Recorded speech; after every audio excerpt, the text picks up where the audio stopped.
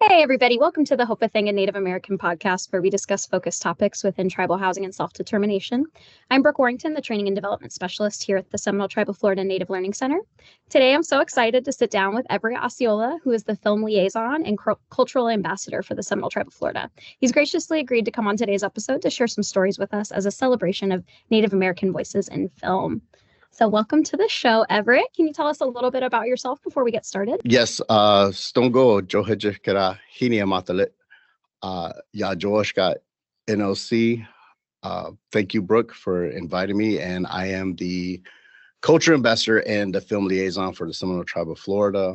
I was established the culture ambassador back in 2015. And just recently, we're still kind of coming up to the idea of having a film liaison, but I'm just here I've had about 20 years experience with TV and film and knowing how the process works. So I kind of took a little bit of that expertise and also being the culture ambassador. What I did is I kind of went to different organizations, museums that would talk about Seminole tribes, and I would just go there just to make sure that the information is correct.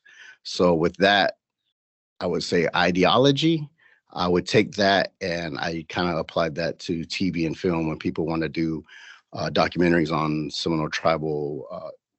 I would say issues such as land rights, water rights, but also people have kind of delved into film. Recently, they've maybe opening up. They made an announcement recently about last year that they might open up Broward County for filming.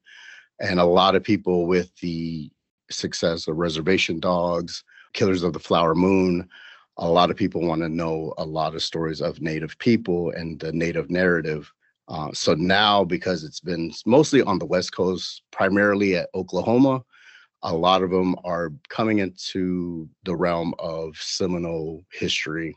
And a lot of it has to do with the Seminole Wars and how we're unconquered. And I think it's a pretty good story, but it's kind of just in the works right now of how we were at war with the United States for so long in the 1800s, and we never signed a treaty, and we're unconquered. And I've seen a lot of scripts where they wanted to do that story. However, we never seen the right one just yet. But a lot of production companies are knocking on our door.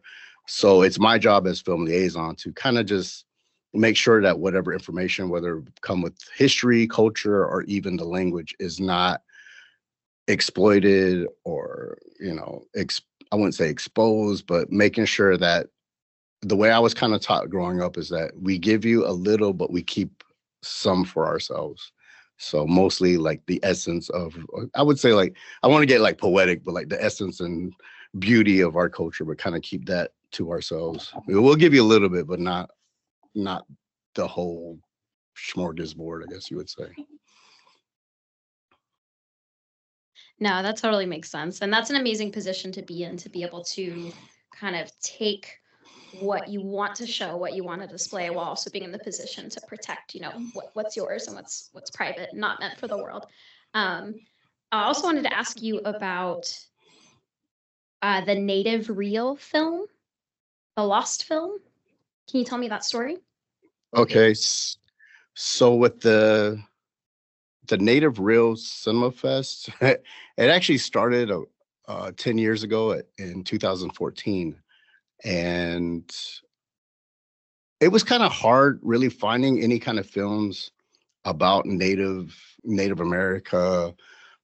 You would see all these different films that were delving into, especially down here in South Florida, delving into the history of Florida, how, Miami, the way it came to be, the lively part. But I felt like our story was never really told, and it was underneath a blanket. And being in South Florida, you have an array of different cultures and different vibrant lifestyles, I guess you would say, down here. And I would say, like, we have our own unique lifestyle. A lot of people call it res life, but it's just, we have our own different lingo. We have our different, take on different things. So I took it upon myself, and, I don't know, we'll go into it later, but I took it upon myself to go out and see different films. And I was seeing all these beautiful films being shot in Canada and North America, and all these really great productions of TV shows. Some were shown in mostly in Canada, some in upper state New York. One of them was called God, man, I might mess up the wording, but it was called North of 80 or North of 60. It was a soap opera in Canada, and it went on for years, and a lot of people came from that. Simon Baker, Eric Schweig, a lot of these up and coming actors, and then you started seeing them in movies coming out, later on, such as Last of Mohicans and Shanghai Noon with Jackie Chan. Simon Baker was in that one. So what it was is I was taking it upon myself, and then the museum, working with the museum, the Atatigi Museum, which is a place to learn, had come across I would say this opportunity to bring this old film called The Exiles. And it was a person named Bird Running Water, along with UCLA, who had found this film. It was actually lost in a vault in UCLA. I just say vault. It might have been just like a regular cabinet or something, but I just say, like Disney's vault or whatever. So it was lost in, let's just say, quote unquote, a vault, but it was it was disarrayed. It was very poorly. They say a lot of 35 millimeter films, when you smell vinegar, that means it's actually deteriorating. So when they came across it, when they opened up the canister, it almost had like this vinegary smell. And it turned out it was a lost film that they made in 1962. Now, imagine, I don't want to give it, I don't want to discredit it, but imagine seeing like reality TV shows that you see today, such as, Real World, if you remember that one, the first Real World with the 7 roommates being put in one place. And I guess they call it Real Time, or reality TV series. So this was made in 1962, and it was actually a reality-based documentary where they actually followed, I believe it was maybe 5 or 6 tribal members from the Arizona Navajo Reservation. In 1958, it was called the Reclamation Act. But basically they were just trying to take tribal members off of reservation land in a way to acclimate them into society. But what it was is that the United States just wanted them to be taken off reservations, so that way funding wouldn't go to the reservations anymore. So when they were trying to reintroduce city life, I guess you would say, a lot of them went into downtown LA, which is known as Skid Row. So a lot of them went there, and this film followed these individuals. Some of them were walking down alleyways in downtown. And if you see the film, it's completely in black and white. And you see them kind of like have this, 1950 style, the hair, the pompadours, kind of like if you remember Grease and Cry Baby with Johnny Depp, it kind of had that feeling. But a lot of them, they were following them. So it was this was like the first of its time of following individuals in a reality-based type of film. And it was with Native Americans, which blew me away. And the fact that it was lost for almost 60 years was another thing. So I was able to get in contact with, her name is Pamela Peters, who was campaigning for this to be shown, to actually show like this is lost history that we had just found, that they wanted to kind of have, different venues to reintroduce this film to, mainstream. So there was kind of like a little like underlying, I guess you would say, like an underground screenings of it. And I was able to get the museum involved, and we were able to buy the rights and also kind of have an educational component to it. And we showed it at 2014 at Stranahan House in downtown Fort Lauderdale.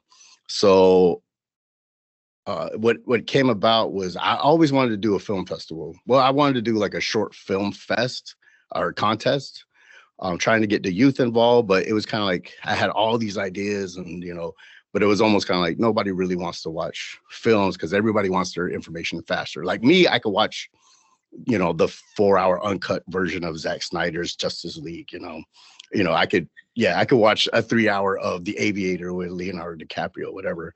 Like I could sit there, but I know like some people want their information faster, quicker.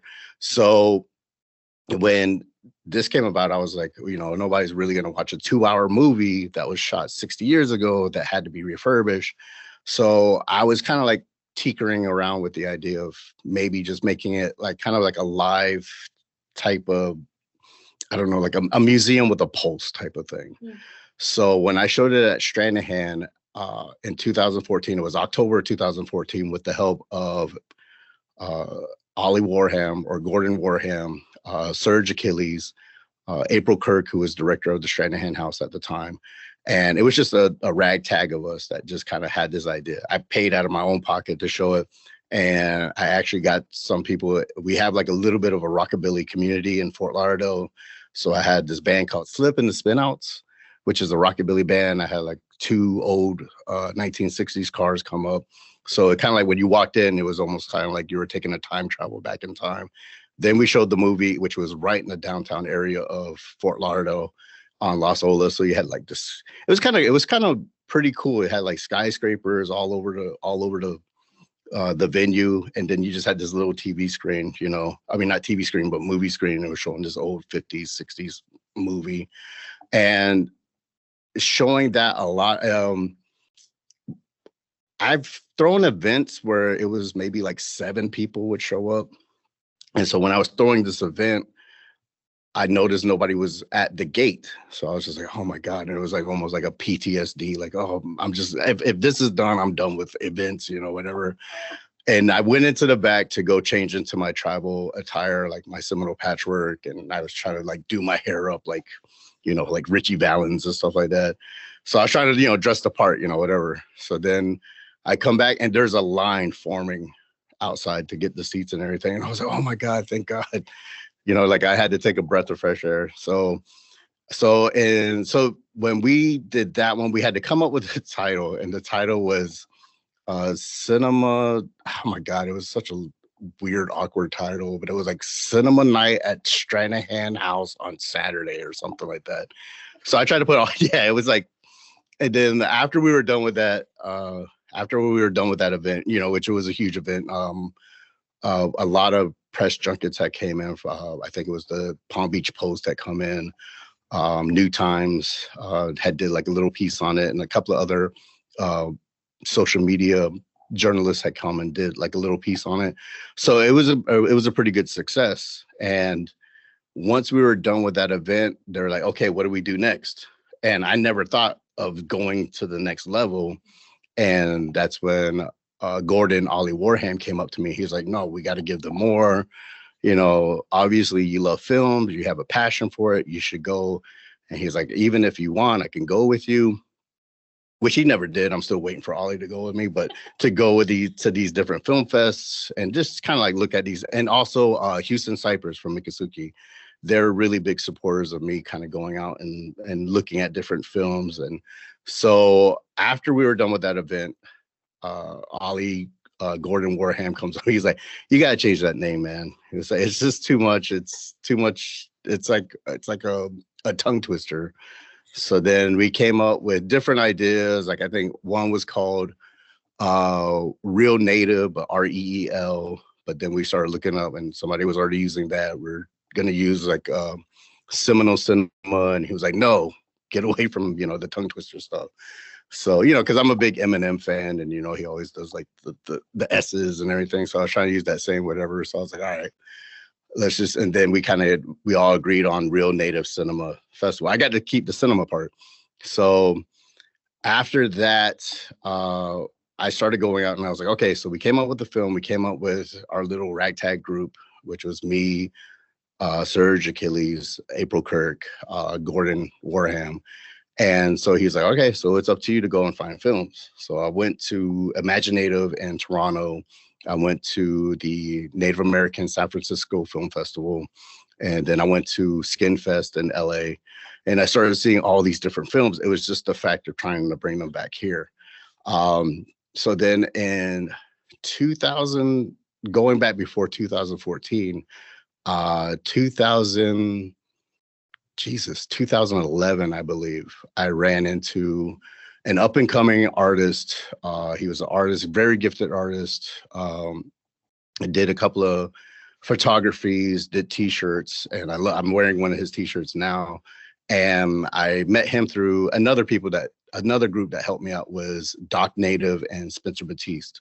And they were the ones that kind of like really pushed me. They kind of gave me the tools, and I was the one that kind of like put everything together, using whatever, like the vision and putting it, but they were the ones that really support me, really give me the tools to go with. And they introduced me to Stephen Paul Judd, and he did their video, The Storm, which is a really great video. If you ever want to look it up, it's on YouTube. The way his take was on it was very innovative, very, different types of mixed media, different camera work. I loved how it looked. And we kind of kept in touch. We still keep in touch now. And then he ended up approaching me, and he says, I got this film. And I was like, you're a filmmaker too? And he's like, yeah, I just did a music video. I do short films, and I do film work. So I was like, okay. So he wanted to do this film called Ronnie Bodine. So he kind of got me involved with helping out with the production, but also helping out with raising money for it. So we ended up doing the Kickstarter campaign for it, for Ronnie Bodine. To get things, going, I put like a lot of my own money into that film. So that was my first producer credit. And I was like, when I saw that on screen, I was like, oh my God. And it kind of just got my blood flowing. I was like, you know what? I want to keep doing this. And it was like, hold on. I want to be a part of this too. So Gordon Warham came in. He came in such a butt. So he comes in and he's like, oh, you put in this much, I'm gonna put that much, and 1 cent. So because of that, he got the credit above mine, So anyway, so it's Oliver Warham. It's called Ronnie Bodine. It's a short film. I think you can see it on Vimeo, but if you look at the credits, you'll see like Gordon Warham's and then Everett Osceola underneath. But yeah, so since we put in, we felt like, we're a part of this, which we are. We were part of the film. And then I believed in Stephen Paul Judd's work. I love his work. I still love his work to this day. I mean, if you go to my house, I got his paintings, I got his shirts, I got he even has pillows, and it's like crazy little takes. If you look at stuff up, he does takes on, I guess you would say like popular or pop art, and puts a native spin on it. Like he just did, like when Star Wars, The Force Awakens came, I wore one of his shirts where it's a Native American person with a teepee, but then you have the X-wing flying over the teepees, and then there's one where it's a village, and you see an at walking behind it and stuff like that. Or there's another one where they have Ewoks, and it's actually they're talking with some of the natives, like they're planning something, or they're planning to hunt. It's stuff like that. So that's one of the examples. So we were able to convince council to bring him down. And one of the ideas, I wanted to do kind of my own separate thing, but I'm kind of like, I'm kind of an introvert. So I always kind of want to do things by myself. So Ollie, I'm going to call him Ollie from now. I'm sorry. I can't do the Gordon Warham. So Ollie came up to me and he was like, you know what? We should do this at Tribal Fair. And I was like, no, let's just keep this private. Let's keep it, And he's like, no, the only way you could get more support is if we could just show it to their own native masses, and and try to. And I felt like I was going to get lost in the shuffle, because you had powwow, you had Tribal Fair, you had alligator wrestling, you had different dances. So I was like, they're not going to sit down and watch a bunch of films. And it was like going back to that first night of cinema blah blah blah at Stranahan.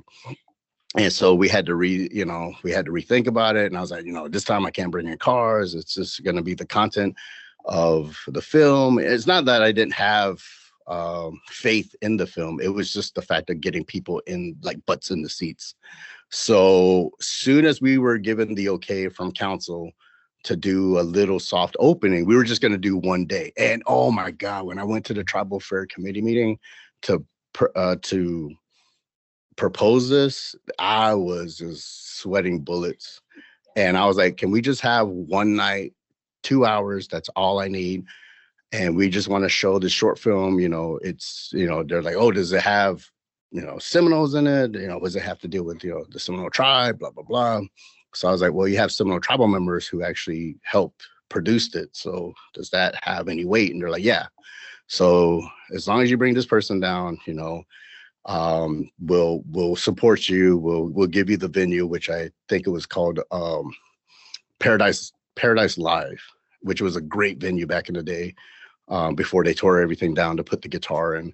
But it was a little venue. I think they shot Rock of Ages there, the movie with Tom Cruise. They shot some of the scenes there. So we were able to use that venue. And the first night, same ordeal from Stranahan. I thought nobody was going to show up. And the next thing you know, we look outside and Spencer was with me, Spencer Batiste. And he was like, yeah, you should go outside. There's a line forming outside. And I was like, yes, again. Okay, cool. So we got them in, they watched the film, and I started getting, and then they're like, do you want to hear the feedback? And I was like, no. And they're like, no, they really loved it. They want a second screening. They want a second showing. So can you do Saturday? And I was like, yeah, I could for sure do Saturday. So for 2 nights, that first night, 2016, we were able to show, that was the concept, and that was the beginning of Native Real Cinema Fest at Tribal Fair. So along with having this producer credit, there is also another film that you have worked on, I believe a horror film. Can you tell me a little bit about that? Yes, apart from having a producer credit and kind of just working on set, I was able to work on a short film, horror film called Don't Let It In back in 2019 with, at that point I was with my daughter. My daughter was trying to break into the film industry. And, back then it wasn't really, it was a lot of student films, short films. And I began to love short films. And at first I was like, man, nobody's going to sit there for 5 minutes and watch. But I'd never heard of short film fests. And it was just like, kind of like almost like, I feel like it's a mixtape made just for you. Like you have just different arrays of genres and they could put it all in one short film block. So I started to begin to like short films around that time. And a lady named, Jesus, I forgot her name now. But she ran Filmgate in Miami. And she introduced me to a young lady named Jessica Henrik. And Jessica Henrik was an up-and-coming director, writer, and she was very respectful when it came to doing the script for Don't Let It In, because it was delving into things that aren't normally delved into, which is horror. I guess I don't want to be all like Vincent Price or whatever, but the macabre, and I was kind of taught, you weren't really supposed to talk about, the boogeyman in the closet type of thing. We were only supposed to talk about, things of, good nature. But I feel, coming from a background, but also I loved watching horror movies when I was growing up, because it was just that innate feeling of being scared and then going home or going on a date and grabbing, the person, or having the person grab you, because they're scared, or, so I always grew up watching horror films. And my first horror film that I watched, when I was in Brighton, I grew up mostly here in Hollywood, but a lot of my family is in Brighton. And my aunt, Nancy Shore, used to run the library on the reservation in Brighton. And she showed a horror film that was depicted at night. We went there, watched it at the library, and we had to walk back to my grandma's house at night. And there's not that many streetlights. It's just like overhanging. It was almost kind of like that scene from Sleepy Hollow when Ichabod is trying to go back, on the horse, whatever. It was like that. Like you could see the shadows of the trees. It looked like they were moving. I mean, like they're moving towards you. Sorry, going off script. So Jessica Henry came up with a script called Don't Let It In. I read it. It was really put together. She wanted kind of like the blessings from the tribe, but me being just a tribal member, I told her, I was like, I can help out with some of I was like, could I kind of rewrite it a little bit? Because some of the dialogue doesn't really sound like us. So she was like, yeah. And she was very open to it. She was like, I don't want to disrespect the tribe. I don't, I know this is something that we don't normally, delve into. And I was like, no, I really like it. I really kind of like, I love the idea of it. And Don't Let It In is loosely based off of one of our folklores. The only thing is I had to kind of tweak it a little bit where I had to involve, a different array of our folklores just to, in a way, protect ourselves, not only on a literal sense, but a spiritual sense as well. So one of it is we don't say the name. It's kind of like the best way I could explain it is it's our version of Candyman or Bloody Mary. You can't really say the name or else it comes for you. So that type of thing. So I was able to change some of the scripts, like one liner here, whatever. And it was a short film. And then my daughter was in the film and I got to be on set, just to keep an eye on my daughter, but also and I love being on a movie set. I just love the mechanics. I just love how things are going about. And we shot, I helped shoot in Miccosukee. We shot off a loop road, which is, it was almost going back to when I was walking back from the library going back to my grandma's house, but we shot off a loop road and everybody was scared of, alligators and mosquitoes and stuff like that.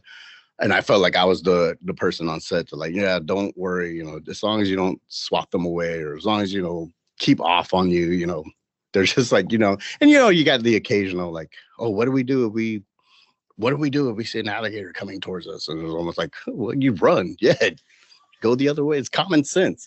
So it was like things like that on set. So we did Don't Let It In. We shot it in 2019. It was about a 5-day shoot. It was really quick. They shot in Miami, parts in Davie, and Miccosukee off a loop road. And my daughter was in it, and then I was in it for a quick part of it. Again, I didn't agree to be in it. I mean, they just like, we just want you to be like, we just want you to come. Like, I just had that mean face, I guess. So when she's coming back into the reservation to paint the scene, she's coming back into the main character is coming back into the reservation, and we're all kind of like, the hell is she doing here type of thing. So I'm kind of giving that face. Then I was like, what am I supposed to do? They're just like, just look into the camera. That's all we need. And it was just like no acting, nothing was involved. I just looked into the camera and they're just like, yep, we got it. That was it. And it was just like, wasn't really acting, that type of thing. So we finished it. We wrapped it up. It was myself, my daughter, and the main actress, which was Taylor Kennequa. She was from the Cree Nation in Canada, and she played the main character. So we had about 3 natives on set. And later on, when we finished it, they did post-production, they did the coloring for it. And then we were going to have this big premiere, and we were going to like start showing it at film festivals. So we were going to have the big premiere for people who were involved with the production. And we had everything from makeup artists. We even had a contortionist play the monster. So we had everybody, and we were slated to have like a private premiere in downtown Miami at Silver Spot near Bicentennial, March 2020. And 2 days before we were having the premiere, everything shut down. And when everything shut down because of COVID, it was kind of just up in the air, like, what are we going to do? And I give it to Jessica Henrik and her husband, Stefan, who was a producer, Stefan Henrik. And they just kept it going. They just kept it going with the short film. And they were just basically saying, you know what, we're going to try to see if there's different avenues, outlets of trying to, we put a lot into the short film.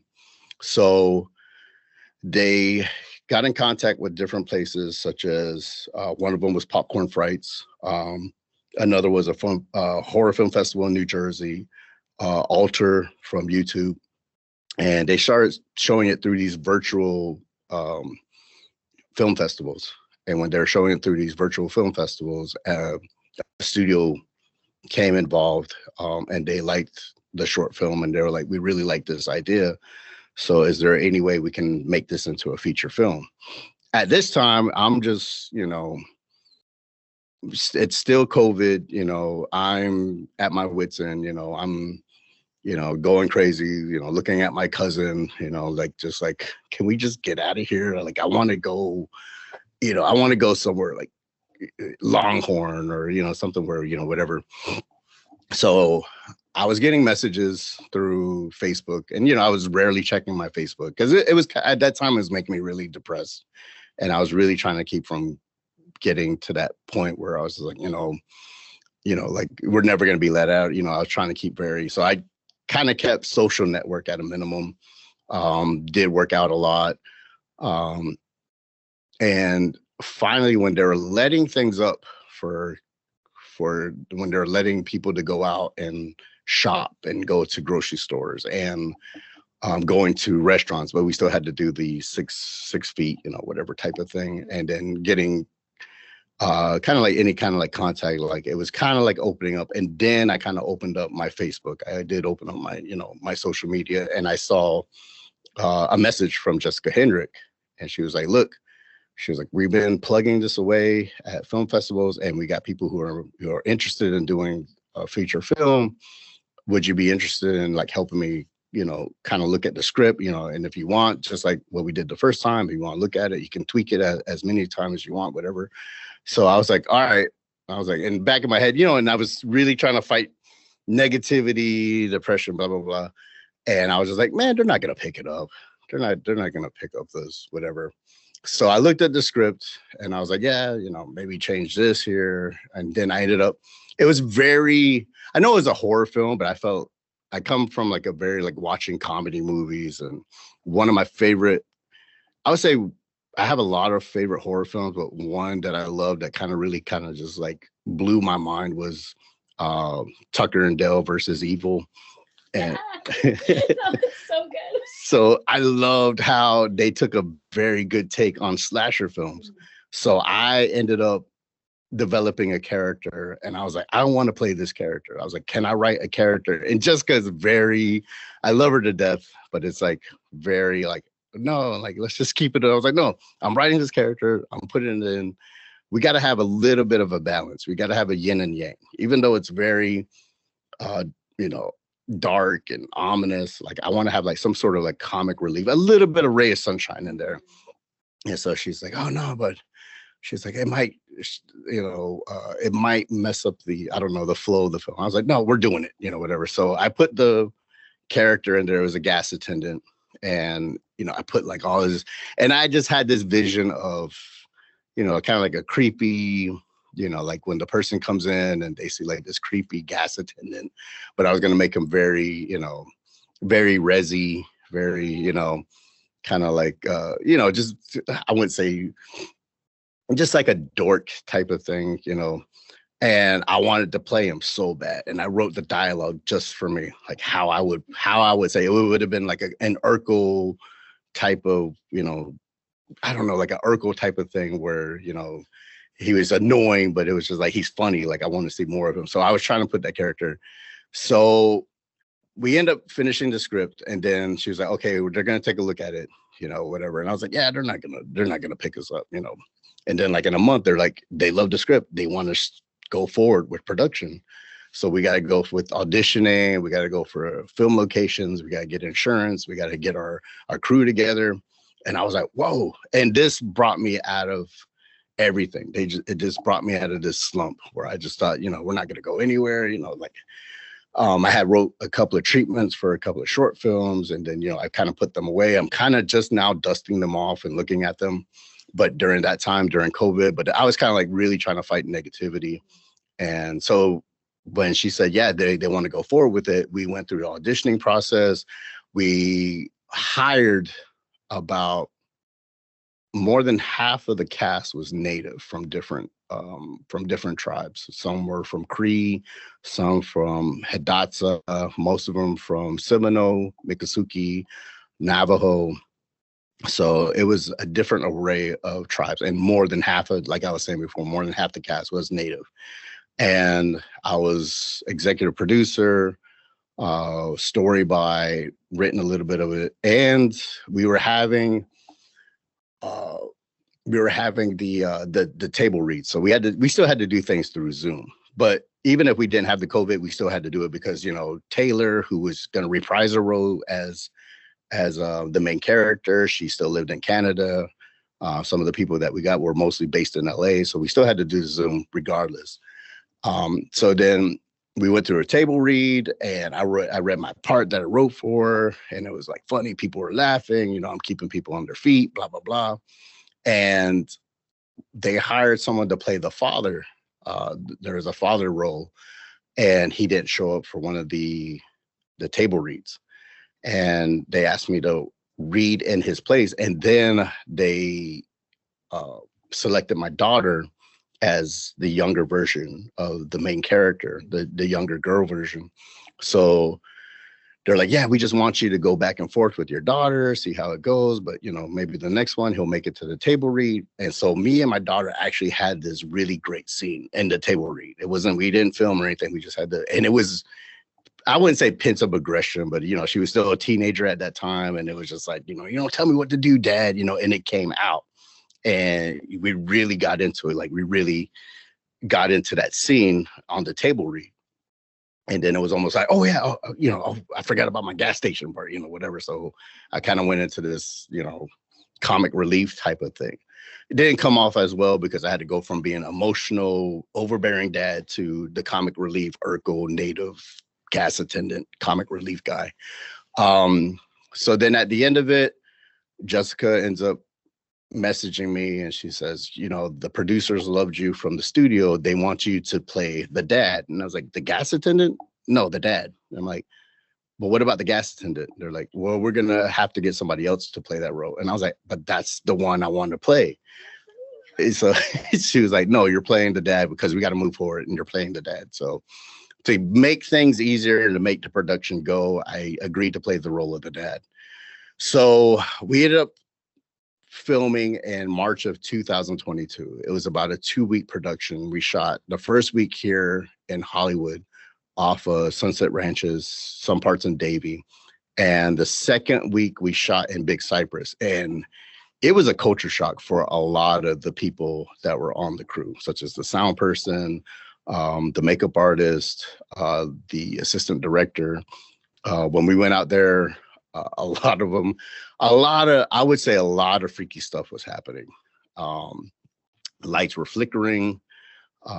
We believe that an owl is somewhat of an omen, or, kind of brings, we always feel like it's something from the other side that's watching you when it comes to owls.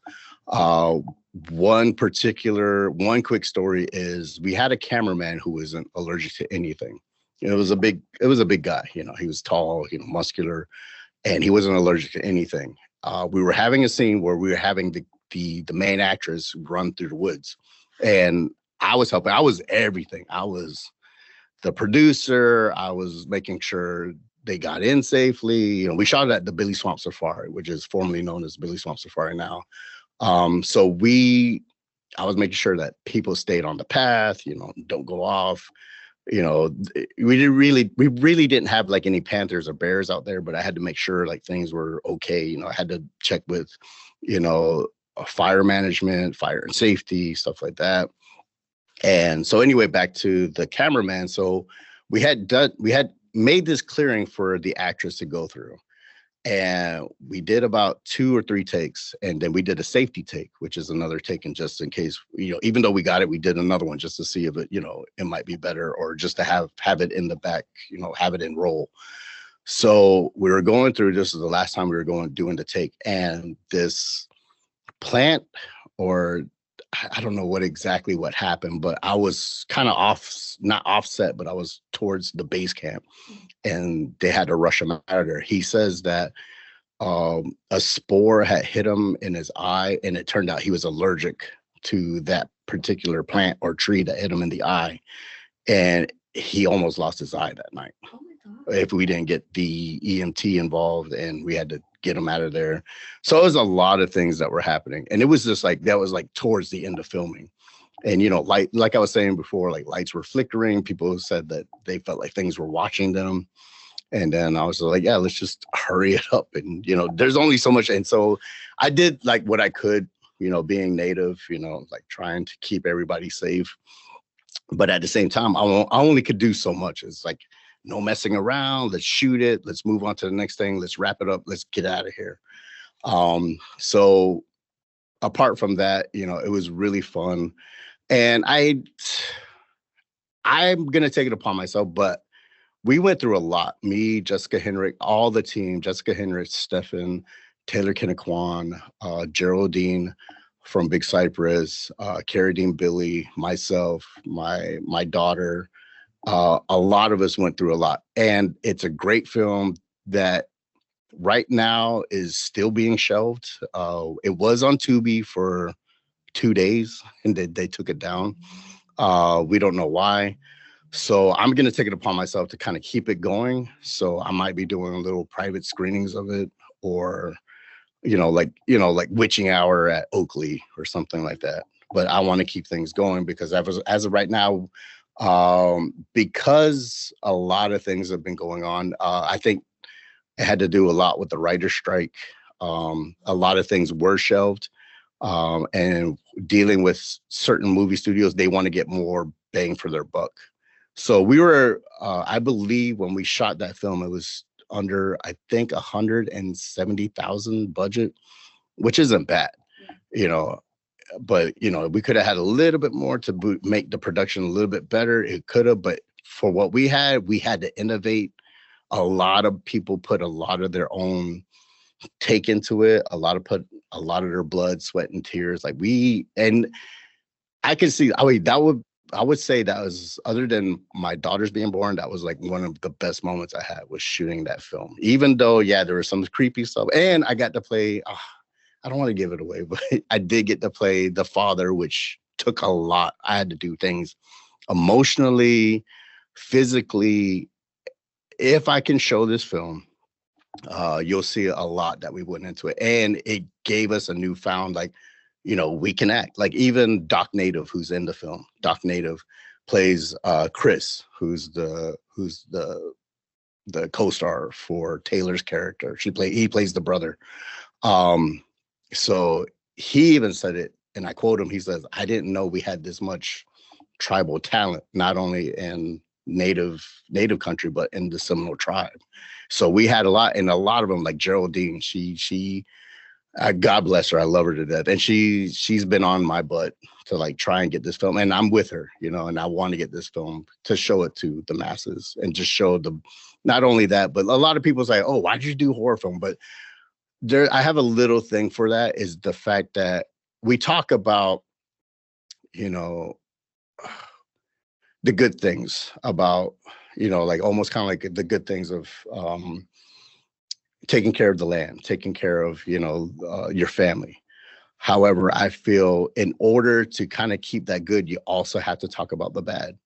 There has to be some sort of balance. So even though they're always say, "Oh, well, don't look underneath the bed," or, it's almost kind of like, well, why not? It's almost kind of like, okay, well, I would like to look, like maybe I do want to see, so it's almost kind of like there's, maybe a lot of people won't agree with me, but I feel if we don't, just like a lot of things when it comes to Native stories, if we don't tell our side of the story, then it's never going to be told. That's why I feel it should be my duty to actually have this film being reintroduced into, to the masses. I did have a premiere in downtown Fort Lauderdale at Gateway Theater. And Gateway Theater is this old theater from 1958 that was made. And the history of that was, from what I heard, was Ivy Stranahan from the Stranahan House. She was a very advocate for education. So she would actually take some of the Seminole school kids and give them the incentive. If you do good in school, I'll take you out to eat and I'll take you to a movie. And we believe that was the movie theater she used to take the Seminole students to, or the Seminole tribal members. And that was their incentive for doing good in school. Now, so many years later, here I come and actually get to show a film that was written, produced, acted with Seminoles at that and I made it a point to show it at that Gateway Theater. And it's an event that a lot of people showed up. A lot of people loved the film. But it's sad to say that it was a great event. It's a great film that is just still underneath the rug. And I kind of want to bring that out. And I would like to do another showing at Gateway of Don't Let It In. No, that would be amazing. And I hope that comes to fruition. If I can get an invite, I want to come see it.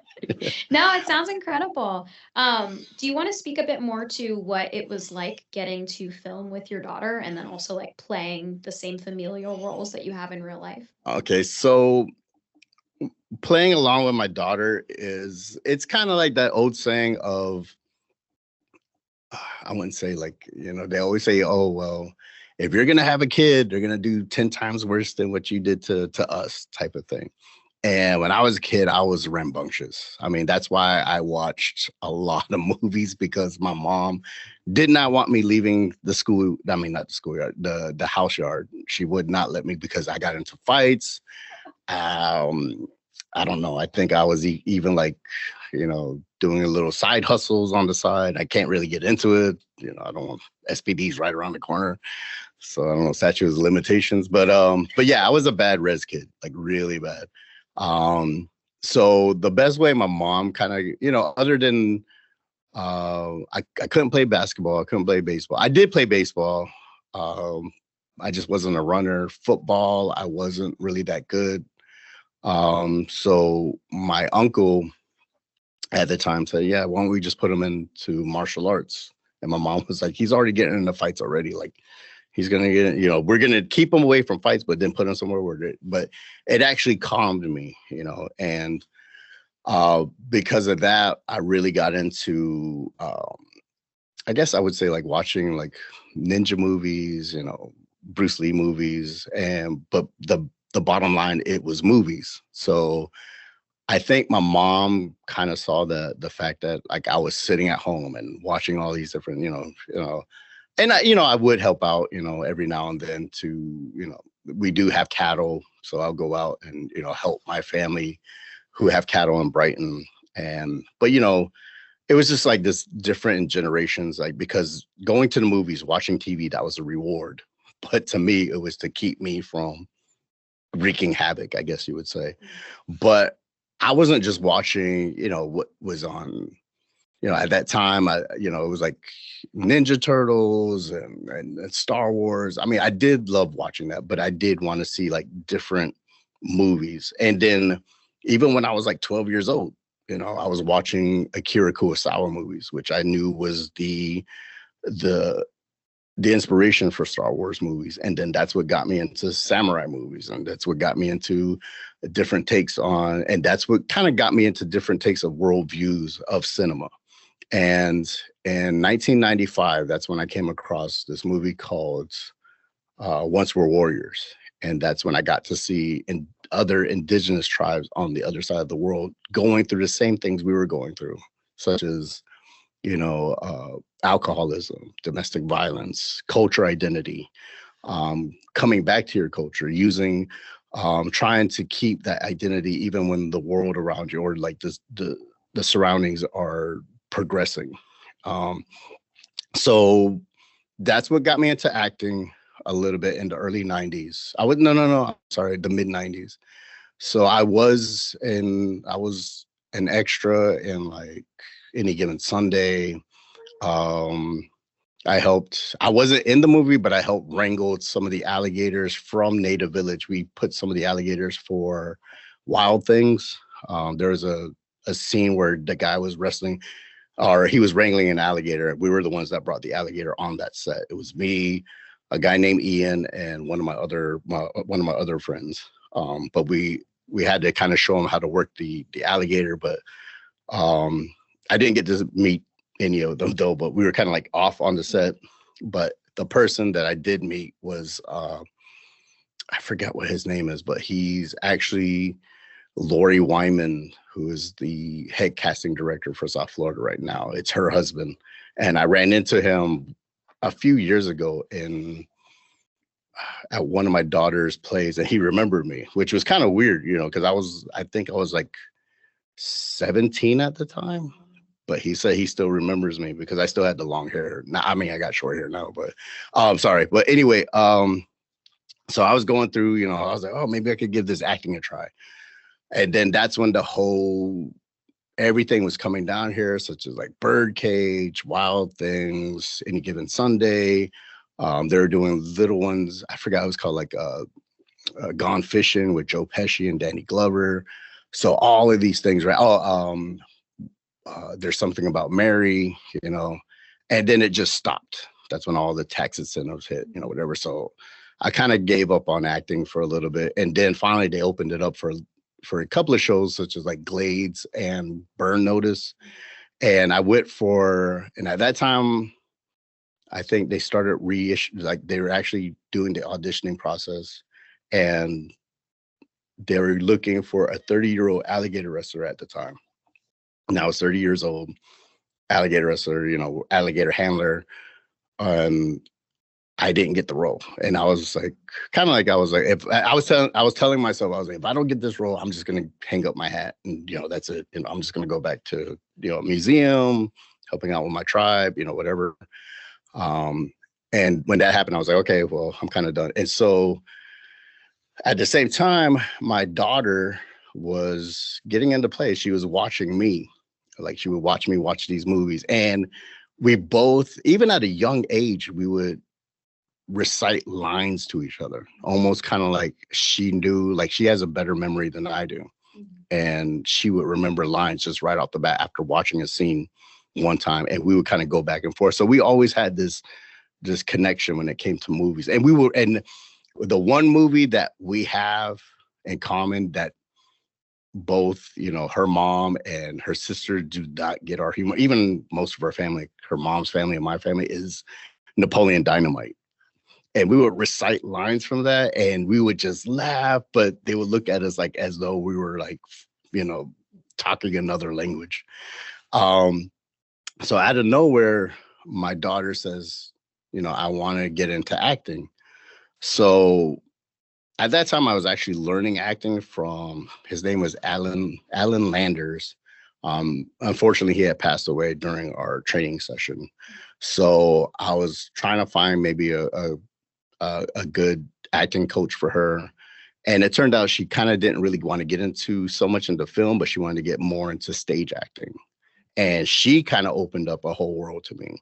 And she was telling me about plays. And I was in a couple of plays in high school, but it wasn't like I was the main star. I was like the main star's, rambunctious friend, that was making I was like the drunken baseball player in our town or something like that. And so anyway, she was kind of like reintroducing me to like stay. And I think it was when Hamilton came out, she was really into that.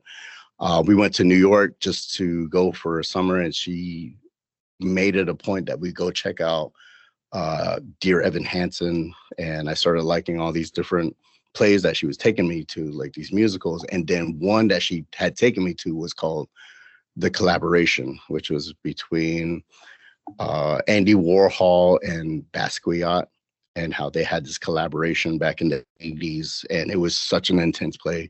And she basically was telling me, that's what I want to do, Dad. And so then I kind of supported her. I mean, not kind of, but I was supporting her, just like go for it, and it was kind of like we were going back and forth. And we kind of just had this, it was almost kind of like it started off as father and daughter, but then later on, it kind of turned into like almost like a fellow screen actor, and she would actually, and, she makes me feel so young, but like, she'll tell me things that I wouldn't even know about, and she'll keep me up to speed what's going on. Like, she's basically my dailies, or what they call the dailies, or my variety. Like, oh, this is what's happening. She was the first one to tell me about, Lily Gladstone getting nominated. And she was the first one to tell me, like, hey, this project is happening with the Pharaoh Wunatai, and he's playing, a soldier, and, in the United Kingdom and stuff like that. And then later on, I would see it. I was like, oh, she actually is on top of things. So she kind of like is going her own, but I would say just like how I was doing the Native Real Cinema Fest back in the day, I kind of gave her the tools, but it's her that's painting the picture, and it's to me, it's a beautiful picture. No, thank you for sharing that. The love and admiration that you have for it, that's really coming through. It's really nice to hear about. Um, are there any other Native projects or Native portrayals throughout film that have really stuck out to you and meant something to you? Yes, growing up, and sitting my butt and watching TV and films. A lot of people I saw that I thought were Native weren't, and I mean, I give it up to their acting, like that's really good acting, and for the longest time, I thought Lou Diamond Phillips was Native. and some people were saying, like, oh, he's Lakota and stuff like that. But then, I didn't know that for a long time. And there's nothing, but he portrayed a Native really well. And then I started watching different other films and kind of growing up. I wasn't really into Western films, but my father, Jacob Osceola, he would watch all these Clint Eastwood films, Outlaw, I forgot what it's called, The Outlaw Josie Wells. He watched Fistful of Dollars, and I believe it was Outlaw Josie Wells, and that's when I came across Chief Dan George, and and I would see all these different films where they would portray Native Americans, and you had the crying Native person, which was, I think, is, oh my God, Iron Eyes Cody. He was the crying Native person when somebody dumps the trash. He has a tear. Found out he wasn't Native. Yeah. So, and then so when I saw like Chief Dan George, he was in Outlaw Josie Wells, and then I think it was Little Big Man with Dustin Hoffman, and his character reminded me so much of my uncles and my grandfather Frank Shore. He, like, his humor, the way he was, and it was like this pivotal scene in Little Big Man with Dustin Hoffman, where he's basically doing this ceremony because he's going to die pretty soon, and he does this beautiful dance, and he's doing this chant, and he lays down, and you think that's it, it's almost very just beautiful and dramatic, and then he lays down, and then the rain starts coming in, and it starts going on top of his eyes, and his eyes start blinking, and then he wakes up and he goes, oh, I guess it's not my time to die. And so he gets up and he walks off, whatever. So it's like humor like that. And so then that's when I kind of started seeing, like, we can be humorous, we can be funny. But also growing up in the 80s and 90s, you saw a lot of Native Americans being portrayed as, Tonto, and even like in modern settings, like you would have the Native person, but he would have turquoise or the choker thing. And that was the only way you were identified as a Native in movies. And I was kind of like subjected to that as well. When I was trying to get into acting in the not earlies, but like mid 1990s, I did the whole shebang, got an agent, in Fort Lauderdale. And I was getting very little jobs, not that many, and I was, 17, 18 at the time. And I don't for sure remember what company it was, but it was a food industry company that was going under some scrutiny for racism. So they wanted to do this whole not political campaign, but they wanted to do this whole campaign where they wanted to show like everybody's together, all colors of the rainbow, we're all whatever. And they had a person, they had a white person, an African-American, a Latino, an Asian person, and myself, a Native American. And we all came on set, and I had my long hair down, and it was a set in Miami. It was like a photo shoot. I'm sorry. And the assistant director comes up and she says, "Oh, put this on." And it was kind of like a very, hokey, cartoony looking headdress. And I was like, "What is that for?" She was like, "Oh, you're the Native American, right?" And I was like, "Yeah." She was like, "Okay, they want you to put this on for the photo shoot." And I was like, "No." I was like, "I'm not putting that on." I was like, "If anything," and I had a bag full of like my wardrobe, and I was like, "That's not our tribe. We don't wear, things of that nature." And I was like, "If anything, I have a Seminole patchwork shirt. So that's what we're known for." So I put that on. She was very,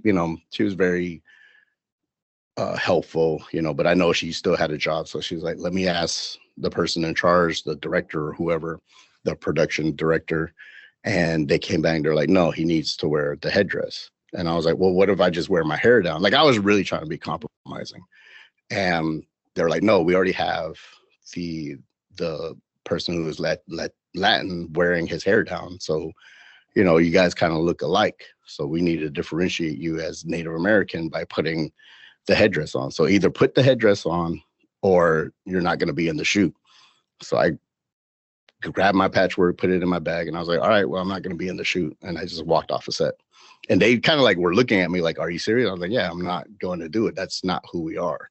I mean, not saying like that's not our tribe, that's not our nation. To me, that's the disrespect to that nation, to that tribe, And so I walked away from that.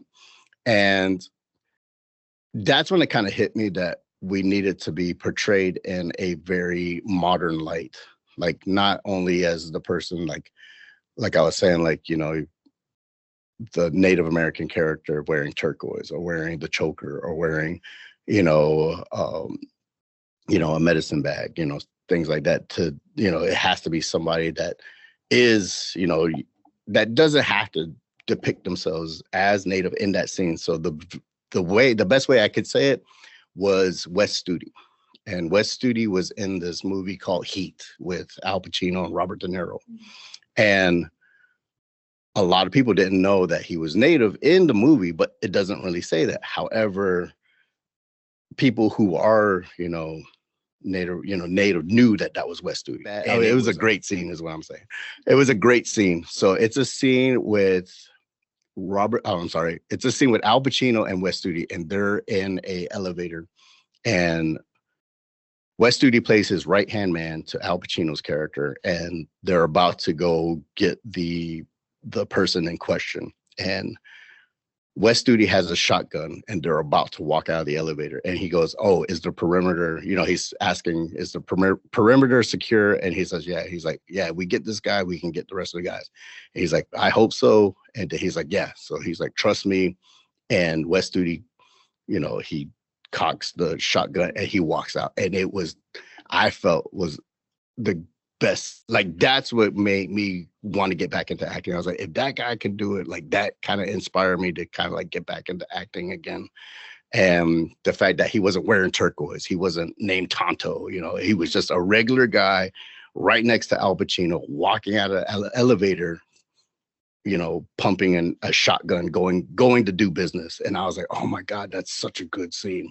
So that's what kind of pushed me into like, okay, so there is hope for Natives to be in cinema. No, I get that, because you want to have like representation that feels authentic and, sounds and looks like what you grew up around, while not so much fitting like, I guess, like stereotypes that other people would see when looking in from the outside. Yeah. There's this really great TED Talk. It's called "The Danger of a Single Story." And the speaker, she's African, but there is this deep importance about, the portrayals of different groups that are out there not being just so seeped in like stereotypes that other groups ascribe to them, because then it's like that's what perpetuates the stereotypes forward, because then it seems like, oh, that, that is what is going on with that group. That is what they're like. Yeah. So I really, really respect, and we'll say BA this time, but I think that was amazing that you walked away from that opportunity, because a lot of times it is so hard to walk away from things that align with our dream, but to have like the self-respect and the care for your people and for this other tribe whose regalia they were trying to get you to wear, and to be able to like walk away from that. And that's awesome. I just wanted to, big ups for that, because that really is amazing. Thank you. Do you have any film recommendations, whether it's, because of the story itself, whether it's an actor who's involved, whether it's a portrayal of a Native, that you would want to share with some of our listeners and recommend to them? Oh my God, that is such a broad question.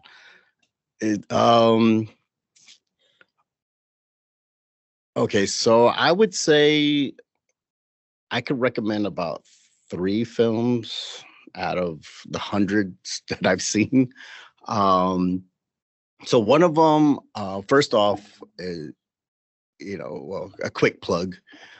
First off is Fancy Dance, which was directed by Erica Tremblay and starring Lily Gladstone. This is before she did Killers of the Flower Moon.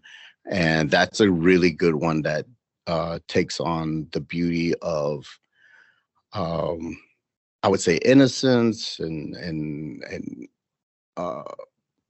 kind of like when you're a little kid, you want to go to the carnival. And it's almost kind of like, I don't want to give the film away, but it's almost like it's between a niece and her auntie, and to keep her from seeing the horrors of not only what's happening to Native country when it comes to missing, murder, Indigenous women, but also, uh, also other issues that we have, such as racism and, just exactly what you're talking about, stereotypicalness of what a Native person should be, what they should look like. She masks all that by promising her to take her to a powwow and having her compete in what is called a fancy dance. So that's why it's called Fancy Dance, but she's using that to mask her from seeing the horrors of reality of what's coming. And at the end, it's a very beautiful film. So that's one called Fancy Dance, directed by Erica Tremblay. Another one that really put Native America on the map is Smoke Signals, which is directed by Chris Erie, which was based on Sherman Alexi's film. It's a long title. What if the Lone Ranger and Tonto had a fist fight in heaven? And it's one of the short stories. Depicts father and son relation. That would have been a good Father's Day movie, actually, since we just had Father's Day. But it depicts the father, kind of like cultural identity, father and son relationship, knowing where you're coming from to know where you're going. And it's a lot of, and that was the first time I would say, like, I would see a lot of kind of like Native humor. Stars Adam Beach, Gary Farmer, Irene Bedard, who they drew Pocahontas, and she did the voice of Pocahontas. Evan Adams, and a lot of up-and-comer, the late John Trudell, who was a very powerful activist during the 70s and 80s for Native American rights. That was in the film as well. Actually, I have 2 more films, sorry. And the other one, I would say, is Once We're Warriors, the one I was just talking about previous. That one really delves into, it's very hard hitting, talks about alcoholism, domestic violence. Not saying like that's what to watch it for, but how they used the spirit of who they were and their ancestors to overcome that. And it's a very powerful film when it comes to the power of women and their voice and how they should be heard and how they should be taken seriously. That really depicts that, and it really shows it. And it has it has a very beautiful scene at the end. And I would say the last one is actually directed by my good friend Cody Lightning, which is Hey Victor. That one made me laugh so hard. And I have a cousin. Who's I love him to death, but I could strangle him sometimes. And when it comes to, and he's the only one that I can talk to films with. Like, he's the only one. I mean, we watched films. I mean, I'm going to spout out like things right now, but we watched films and movies and TVs, like from Canada. We watched Degrassi High, 15, Clarissa Explains It All, things, you know, it's just like we'll have a hodgepodge of different films that we were talking about. And he was kind of like very reluctant on watching because he wasn't a really big fan of Smoke Signals. You know, that's why I'm saying like that's why I could strangle him sometimes. So he was just like very reluctant on watching Hey Victor. So then I was able to show Hey Victor at my film festival this past year in February at the Native Real Cinema Fest. I was able to show Hey Victor, which I went through a lot of hoops to try and show. So if you are going to watch it, I am going to say there is some language, there is some nudity, but it's freaking funny. Like it just made me laugh. And then when I showed it to my cousin, who's he's like, oh, I don't think it's going to make me, if it's from Spokane, and he was on the floor laughing. And yeah. I mean, I can't really explain, but it's based off of, it's a mockumentary / sequel to Smoke Signals. And it's where Cody Lightning, who played the young Victor from Smoke Signals, he actually is trying to get the whole crew back together to try and do a sequel to Smoke Signals. But at the same time, he has to kind of like squash, I wouldn't say squash, but he has to take care of some family business, some unanswered questions between him and his castmates. And also he has to kind of overcome some personal demons. And at the end, it has a powerful message, but it makes you, it's funny. I'm not really a shameless plug person, but that movie made me rolling on the. If you ever saw Cape Fear and you saw Robert De Niro laughing in the theater, that was me when I first saw it in Santa Fe, New Mexico. I was laughing so hard, people were telling me to be quiet. But yeah, so those are the 4 recommendations I could say right now. I love it. And I have to take a moment to appreciate the irony that as you discuss a film that features 2 cousins who kind of get on each other's nerves, but then also there's deep, deep love there. You are also dealing with your cousin, which, butt heads a little bit, but then deep, deep love there. I love the irony of that. Or I guess maybe like kind of meta. I don't know what you would call it, but I love that. Life imitating art. Yes, definitely. Art imitating. There was one other thing I wanted to make sure to bring up. So in the very beginning of our conversation, we talked about that lost film that you had found and the fact that it was so incredible to realize that the first, kind of like reality style TV show was actually done about Native Americans. Isn't there another like very important first that was a Native American when it comes to film? Yes. So when they started, oh my God, I'm messing up the name. Kind of like the Wild Bill, Wild West shows that they would have in the early, like late 1800s, 1900s. So I'm probably messing up the name, but it was Wild Bill or one of the people who kind of tamed the West. Mm-hmm. So they did this kind of like a traveling carnival act with the Wild West. So the biggest drawing were the Native Americans. At that time, they're like, oh, are we at peace with them? Do they hate us? But, he was able to do the show, and it was showing, how the Comanches rode their horses, or how some natives would ride their horse but could shoot their guns, off the horse and could hit a target, 10 miles away type of thing. So he was showing a different, and then he would show the different, I would say those were kind of like the first eras of powwow. So he was showing all the different Native American dances, like they had the Comanche, they had the fancy dance, a lot of them had, I think it was like the Mescalero, kind of like where they have their own dances in the Southwest. So but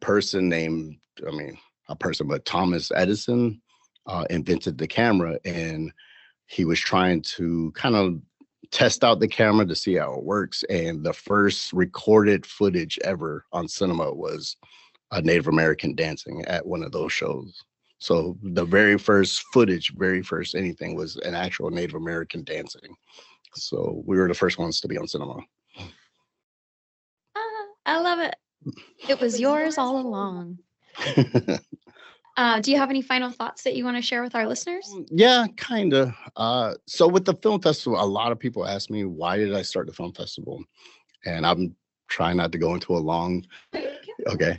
So the film festival, I felt we weren't really getting a lot of, like there's a lot of, I want to say a lot of hunger for creativity.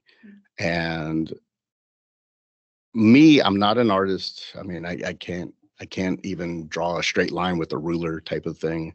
Um, but one thing I did know was I would see, when somebody looks at a piece of art and it's like, oh, that's beautiful. Or they look at, you know, Michelangelo or Leonardo da Vinci, whatever. And they're like, oh, that was a beautiful piece that they did, that Renaissance, that goes above time. So that's how I am with film. So when I felt like there was a need for a different outlet for creativity, I felt like it was film. And working with the Athatigi Museum, I worked as a tour guide. And again, I felt like I felt like a rambunctious young kid again, keeping whatever in the school, not school, I keep saying schoolyard, in my front yard. So to keep from going crazy and I was, the tour guide, you did maybe 2 tours that week when we had the Atatigi flagship museum at Hard Rock way back in 2000, I believe 2006. So, oh man, but sorry, I'm like going off a little bit. But yeah, but you did get to see like really cool comedians. Like Pauly Shore came in one time and was asking where, the casino was. And then I got to meet Charlie Murphy at one time. And then John Panette walked by, and like all these, like I said, I loved watching comedians. So I was kind of like, and kind of like being, I was young at that time, so I was kind of like starstruck. So I would like sit outside to see like who's coming up, or who, like Andrew Dice Clay was there, and I was like, oh, maybe I could see Andrew Dice Clay, whatever. And I would get in trouble. So they're like, you need to stay inside, you need to stay at your station. So they're like, you could do whatever you want, and then at that time, my boss was Barbara Billy. Oh no, I'm sorry, Barbara Osceola. God, forgive me, Barbara. Barbara Osceola. And she came up to me and she was like, do whatever you want. And then she came up with the idea. She was like, you like films, you like whatever. Why don't you look up, whatever. And she was kind of like the first one to kind of like, maybe you should start like a discussion panel about, talking about film. So I was looking up all these different things, like doing a short film fest, doing whatever. And after I had left the museum, I still had it in the back of my head of doing a short film fest. And I was kind of like really not getting anywhere. Like nobody kind of like, oh, that's not going anywhere. It's, it's for people who just want to sit and watch movies all the time. I'm not a movie buff. So then when I saw this show called, oh my God, Blackstone, it was called Blackstone. It was kind of like a short-lived soap opera in Canada. And it dealt with, it was really kind of like hard hitting. Like it was almost kind of like a Sopranos, native Sopranos type of production. And it had to do with greed, casino, politics. And I came across it, I don't want to like, I came across it, let's just say like, if you guys remember LimeWire, but like I came across it through LimeWire. So after a while, I couldn't get it, and then I was really wanting to, I think I got into like the 3rd season and I was really getting into it. And finally, I always make this joke all the time, but like, so I kind of like was asking around, like, hey, has anybody heard of this movie or the show called Blackstone? Does anybody have any kind of like, like a CD, not a CD, a DVD or whatever. Yeah. And so somebody reached out to me and they're like, yeah, I actually have a cousin who has it on a flash drive.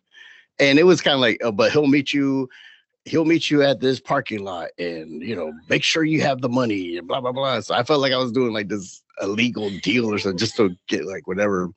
So I would get the flash drive, watched it, finished it, and it blew me away, and I was like, if we have a lot more of that content down here, I think that should give more of an idea of what I want to do, which is a film fest. And then later on, I showed the Exiles, and I'm still kind of like, with the Marvel, you have phases. So I'm still in phase 2 of getting short films, getting films down here, because my phase 1 was actually getting people involved, supporting what my vision is.